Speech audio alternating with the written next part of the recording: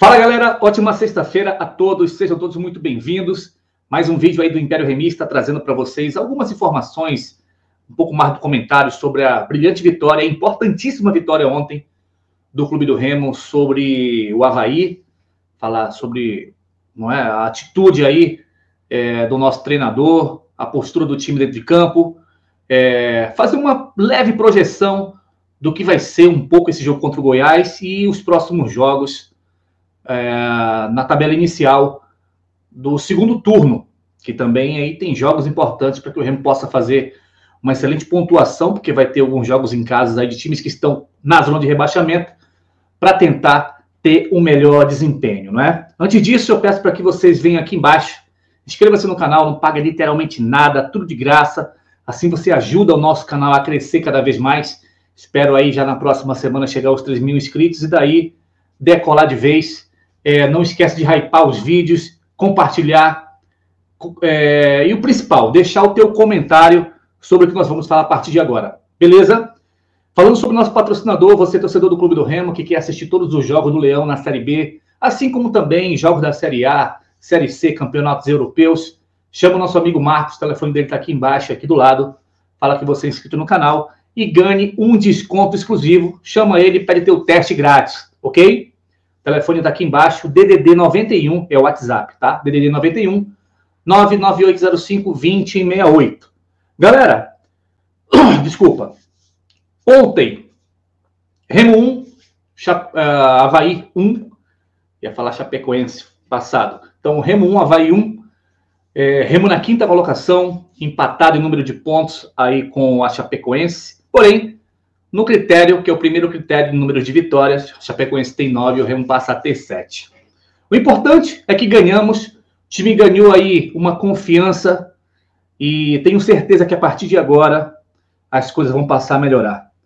Então, sobre o jogo de ontem, desculpa, nós já falamos aqui no vídeo de ontem à noite, a gente não vai perder muito tempo falando sobre as mesmas coisas, mas o que eu posso falar para vocês é que tiveram jogadores aí que se destacaram muito e outros, como nós já falamos, mais uma vez aí não fizeram boas partidas, então essa galera aí tem que ser cobrada, como nós já falamos aqui, salários em dias, um bom elenco, o cara não pode reclamar do companheiro do lado, porque o elenco realmente tem qualidade, e já falamos sobre a perfeita escalação e mudanças aí do técnico Antônio Oliveira, tá?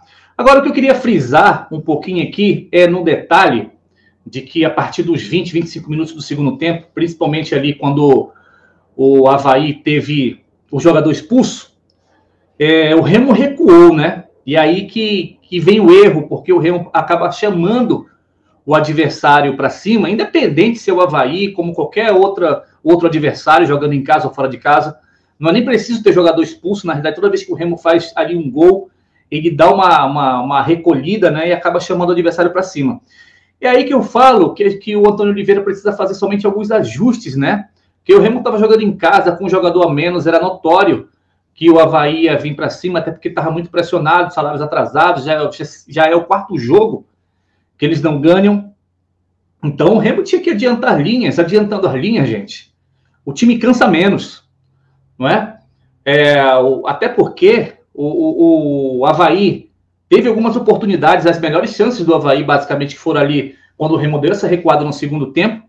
Marcelo Rangel trabalhou um pouquinho no segundo tempo, com algumas defesas ali, mas de fato é que esse tipo de postura do Remo não tem que acontecer.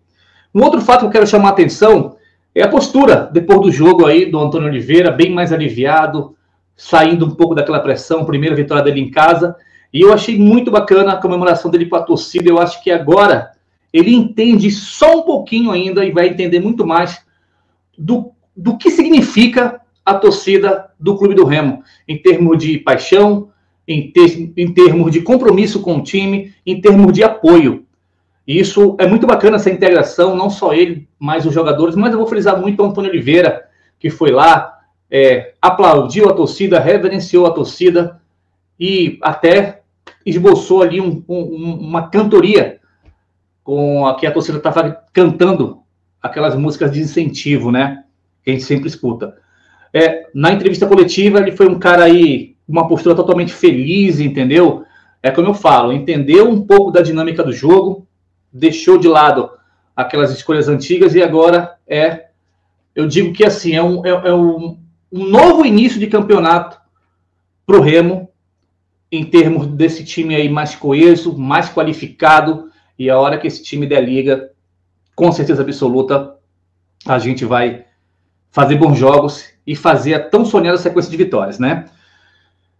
Com relação à tabela, o Remo já joga na terça-feira, mais uma vez, o último jogo da rodada, mais uma vez, 9h30 da noite, só que o Remo joga fora, contra o Goiás. Esse jogo aí é para trazer vitória, no mínimo empate, não é impossível, nenhum time é imbatível. Para isso, o Remo precisa ter uma postura totalmente diferente.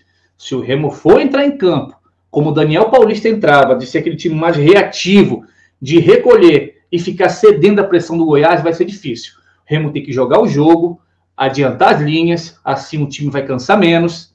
E o que aconteceu ontem também é totalmente normal, em termos de cansaço de alguns jogadores, né? Mas a postura ela teria que ser diferente, tá? Mas contra o Goiás, isso não pode se repetir. O Remo tem que fazer o jogo dele, um jogo para frente, um jogo com muita atenção. Nós já falamos aqui sobre o Kaique, eu não vou perder meu tempo. A minha postura com relação a ele, eu não vou mudar. É um cara disperso, é um cara que não entra concentrado, é um cara que marca a distância.